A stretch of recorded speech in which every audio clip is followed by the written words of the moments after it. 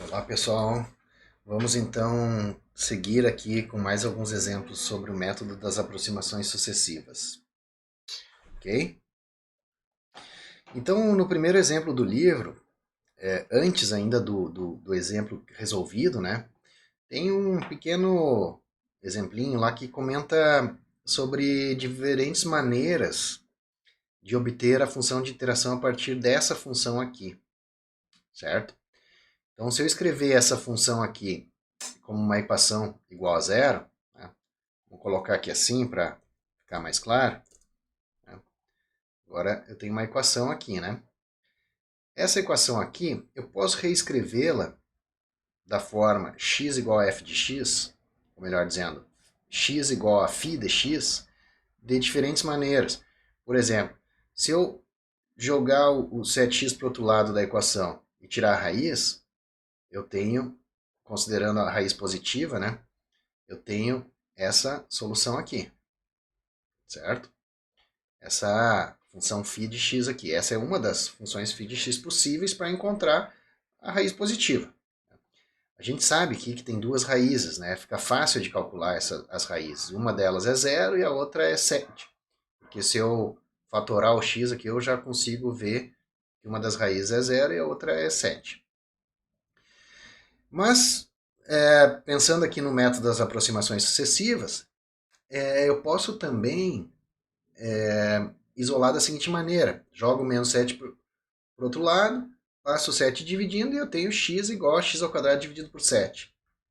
Ou ainda, posso somar x aos dois lados da equação e eu fico com x ao quadrado menos 6x, certo? A gente viu lá no exemplo falando do cosseno de x que nem sempre a função ela é convergente, a função φ de x. Pode ser que não seja convergente, certo? Então eu tenho que escolher isso aqui de maneira adequada. Uma das formas de eu ver se ela vai ser convergente ou não é fazer a derivada primeira da função φ. Então aqui eu tenho as derivadas primeiras da função φ1, φ2 e φ3. A derivada primeira da função φ1 de x é 7 sobre 2 raiz de 7x, certo? Se eu pensar em valores, veja, eu tenho duas raízes conhecidas, uma é zero e uma é 7, né? Se eu pensar em valores próximos de zero, eu vou ver que esse valor aqui ele dá um número muito grande, certo? Então não vai atender ao critério de convergência que diz que o módulo da função tem que ser menor que 1. Agora, se eu tomar valores próximos de 7, esse aqui vai ser um número pequeno, menor que 1, certo? Porque vai ser 7 dividido por 2 vezes alguma coisa próxima de 7. Porque 7 vezes alguma coisa próxima de 7 tira a raiz, vai dar próximo de 7. Muito bem. Então vai ser um valor menor que 1. Então eu posso concluir que essa função aqui, ela tem a garantia a convergência para a raiz próxima de 7, mas não para a raiz próxima de zero. Vamos dar uma olhadinha o que acontece se eu aplicar o método aqui para essa função. O método das aproximações sucessivas. Né? Vamos dar uma espiada aqui. O que acontece? Veja, vou deletar essa célula aqui. Ó, eu já fiz isso, né? Mas podemos até apagar aqui para fazer do zero. Como eu vou precisar da raiz, raiz de 7x. Como eu vou precisar da raiz, eu preciso da biblioteca matemática. Então a gente vai fazer assim, a gente precisa de um x inicial. Eu sei que para valores de x próximo de zero não vai dar certo. Então se eu procurar a raiz próxima de 7, por exemplo, vamos pegar x igual a 6, e vou fazer então o processo iterativo aqui, que nada mais é do que fazer uma substituição retroativa, muitas vezes na função 7 raiz de x, quer dizer, raiz de 7x. Então eu preciso definir essa função. Vamos definir aqui. Vou chamar de φ de x, dois pontos, return math ponto sqrt, que é square root, é 7 vezes x, ok? E vamos então fazer umas iterações simples aqui, sem o while dessa vez, para simplificar um pouco, tá? For i in range, fazer 10 iterações, tá? X é igual a φ de x, print x. Ó, observem aqui ó, que a função está se aproximando de 7. Se eu fizer mais iterações aqui, por exemplo, vou colocar um 20 aqui, ó, cada vez vai se aproximando mais de 7. Então está convergindo para a raiz, que é 7. Se eu tentar convergir para a raiz igual a zero, ó, não funciona, continua indo para a raiz igual a 7, certo? Agora, se eu tentar uma outra função da iteração, por exemplo, 2x sobre 7, ou melhor, desculpa, x ao quadrado sobre 7. Vamos tentar uma outra. Vamos tentar assim, x ao quadrado dividido por 7. Talvez seja prudente eu colocar um parêntese aqui para não haver nenhum erro aqui. Vou fazer 10 iterações. 10. O x começando no 5, por exemplo. Observe que nesse caso aqui está indo para a raiz zero, ó, certo? Também está convergindo para a raiz x igual a zero. Se eu colocar mais perto de 7, continua indo para a raiz x igual a zero, só que agora está convergindo mais lentamente. E essa outra aqui, 2x menos 6?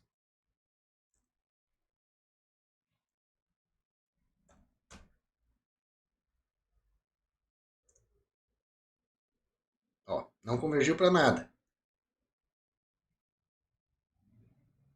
Vamos tentar com outro chute inicial. Parece que está divergindo. Está indo para um valor meio maluco. Vamos tentar aqui bem pertinho de talvez do zero. Quem sabe começamos com 1, vamos fazer 20 iterações aqui. Não funcionou. Então, a gente consegue perceber que, nesse caso aqui, essa função não converge para a raiz, certo? Se eu analisar a derivada primeira, ó, próximo de 7, essa derivada aqui, para valores de x perto de 7, vai dar alguma coisa próxima de 14, menos 6, vai ser bem maior do que 1 em módulo, né? Então, e mesmo para valores próximos de 0, vai ser um valor... Então, o critério de convergência não está sendo atendido e ela realmente não está convergindo, certo? Então, aqui fica mais esse exemplo para a gente fazer uns experimentos aí. Eu vou voltar aqui para postar depois o código para vocês e vamos deixar com sqrt 7 vezes x, certo? Math. Tá? Muito bem. Então, diminuir aqui. Então, aqui a gente tem esse exemplo. Vou disponibilizar isso para vocês. Exemplo 2 falamos no vídeo anterior. Um outro exemplo aqui, vou falar mais para frente. E aqui um exemplo um pouquinho mais realístico, onde eu tenho um problema aplicado aqui da área de um círculo, né? Envolvendo a área de um segmento do círculo, na verdade. Então, a área do segmento do círculo, que é a S, está representada aqui como AS, que é essa amarelinha aqui, ela é dada por essa fórmula aqui, ó. Então, se eu quiser saber, conhecendo o raio, saber qual que é o ângulo θ para me dar uma área pré-definida aqui do setor, eu preciso resolver essa equação para θ, que não é algo simples. Eu não consigo resolver isolando o θ aqui. Mas eu posso usar métodos numéricos, o método da aproximação sucessiva, por exemplo. Então, considerando aqui R igual a 3,5 e AS igual a 2,5, então, aquela equação lá, se eu jogar o AS para o outro lado, Isso aqui vai ficar 1 meio r ao quadrado vezes θ menos seno de θ menos AS igual a zero. Então é essa função aqui que eu quero zerar, certo? Para achar uma função de iteração aqui, eu preciso isolar o θ. Eu já fiz isso e escrevi ela aqui, ó. Tá? Escrevi ela aqui. Não, desculpa. Essa função aqui não é a função φ ainda. Essa é a própria função que está aqui escrita. Então, num primeiro momento, vamos encontrar, localizar a raiz. Né? Vamos encontrar um intervalo que contém a raiz. Se eu pensar no intervalo de 0 a π, né, aproximadamente π, que é claro que isso aqui, conforme esse desenho e pensando nesses valores, eu sei que esse θ aqui ele vai ser um valor menor do que π.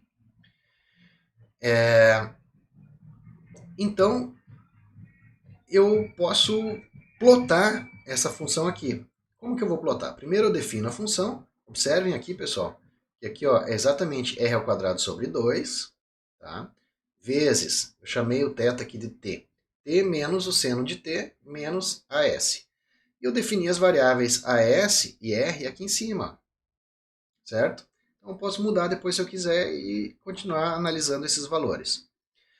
Plotando aqui, eu tenho o seguinte. Vamos ver aqui se vai funcionar, ok. Olha aí, ó. A função tem esse gráfico, essa cara aqui. Quando x igual a zero, quando y igual a zero, né, no eixo x aqui, a função corta aqui próximo aqui de 1,5, certo? Poderia fazer esse mesmo estudo, essa mesma análise, escrevendo duas funções diferentes, né? Como, por exemplo, 2 vezes AS dividido por r ao quadrado menos t, menos θ, e f2 é igual a menos seno de θ, quer dizer, isolando aqui o seno de θ, menos seno de θ, vendo onde é que as funções vão se interceptar.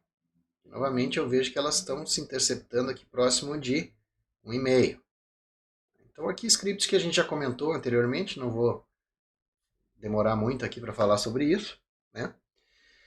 E por fim, então agora o próprio método das aproximações sucessivas mesmo.